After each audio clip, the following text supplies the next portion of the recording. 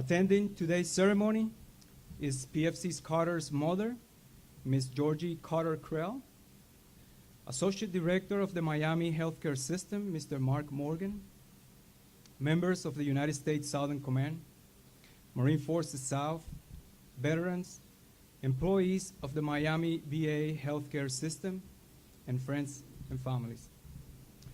Ladies and gentlemen, please stand for the arrival.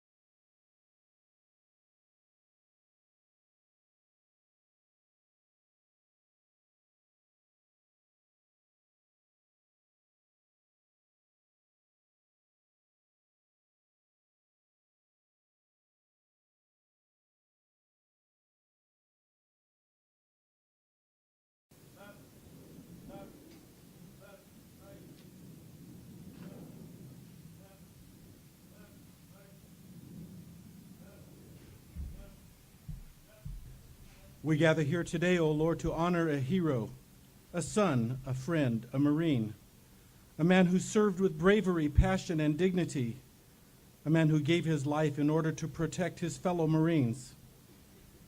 As we present this Medal of Honor flag to that Marine's mother, we ask for your presence, your blessing, to complete the healing, even though the memory and the grieving may continue. May we be ever mindful that it is his kind of sacrifice that makes America great, that it is his kind of courage that epitomizes the armed forces, that it is his kind of action that makes being a Marine synonymous with being a hero. Amen.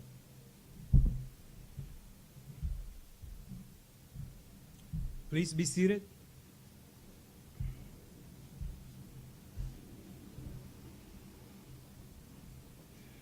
The symbolism of the Medal of Honor flag commemorates the acts of personal bravery and self-sacrifice at the risk of life, above and beyond the call of duty.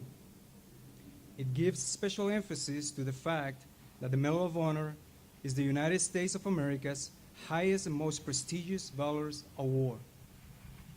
The following letter is addressed to Ms. Carter Krell from the Secretary of the Navy. Dear Ms. Krell, on behalf of the President of the United States and a grateful nation, I am honored to present you the Medal of Honor flag as a symbol of the Medal of Honor posthumously awarded to your son, Private First Class Bruce Wayne Carter, United States Marine Corps, for the valor and sacrifices above and beyond the call of duty. Congress authorized the creation of the Medal of Honor flag as a special recognition for recipients of America's highest military honor. Display of this unique and dignified ceremonial flag is a visible tribute to your son's bravery in combat, which distinguished himself as one of our nation's most revered heroes. It serves as a constant reminder to us all of his patriotism and ultimate sacrifice. With best wishes and gratitude, sincerely, Ray Mavis. Ladies and gentlemen, General John F. Kelly.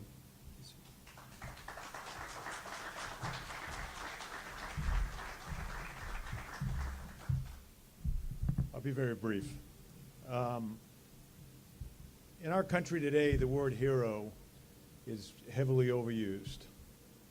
Most of the time, it's used in reference to people that make millions of dollars a year playing football or basketball or play for my beloved Red Sox. Everyone's a hero, and when everyone's a hero, no one's a hero.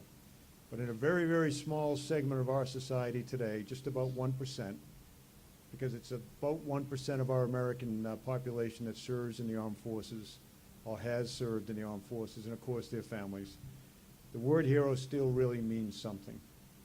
Now, if you read the Medal of Honor citation here, it's inconceivable to most people that a young man 40 years ago would use his own body to protect his brothers on the battlefield and absorb the blast of a hand grenade, knowing full well he was giving his life.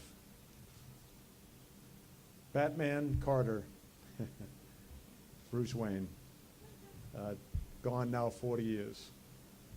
I haven't had to endure anything like that period of time, but I can tell you, if you've never lost a child, particularly a child in combat, it's forever. The grief, the sadness, and the pride. You always remind me of that. And I just close by saying, as hard as it is to understand a young man doing what Batman Carter did, as hard as it is to understand, if you've ever seen it, a very, very small percentage of people that even wear the uniform have actually been in close combat. If you've ever seen it, even one time, that when it all starts, the firefights, the explosions, if you've ever seen it, it is amazing, and no matter how many times you see it, it's an amazing thing to watch. Young men and, yep, young women, not running away from the danger, but running towards it. Doing exactly the opposite of what our society and even just basic human instinct tells you to do, to run away from the danger. But they don't. They run towards it, and they run towards it as much for their buddies as for their flag and for their country. So 40 years ago, a very, very, very brave young man did what most people in our country can't conceive of, knowingly gave his life for his buddies. The Medal of Honor. Georgie.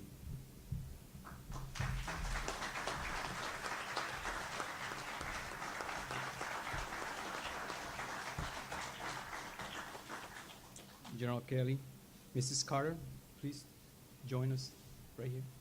Bob?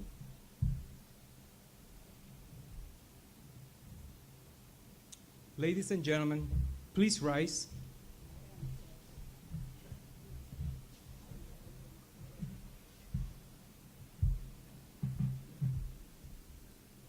The following citation accompanied PFC Carter's Medal of Honor.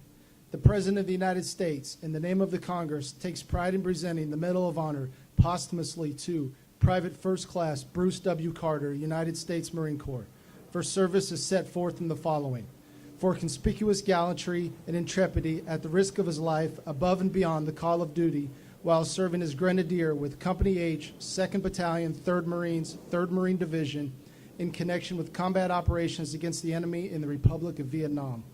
On 7 August 1969, Private First Class Carter's unit was maneuvering against the enemy during Operation Idaho Canyon and came under a heavy volume of fire from a numerically superior hostile force.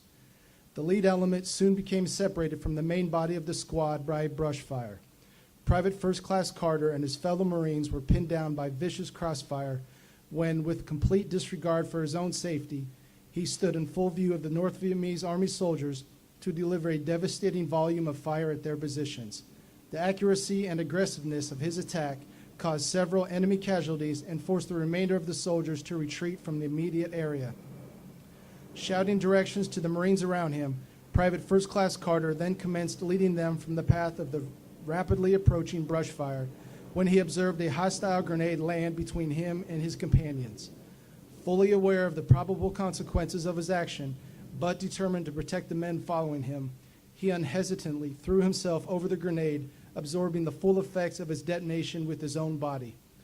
Private First Class Carter's indomitable courage, inspiring initiative, and selfless devotion to duty upheld the highest traditions of the Marine Corps and the United States Naval Service. He gallantly gave his life in the service of his country. Signed, Richard M. Nixon, President of the United States of America.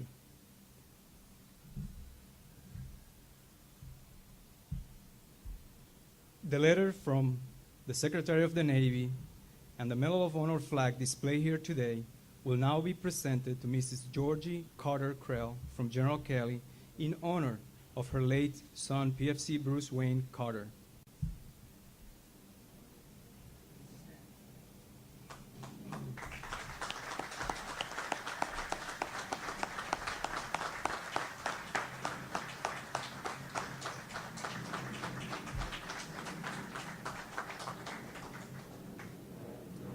Mr. Mark Morgan, please join General Kelly and Mrs. Carter Krell.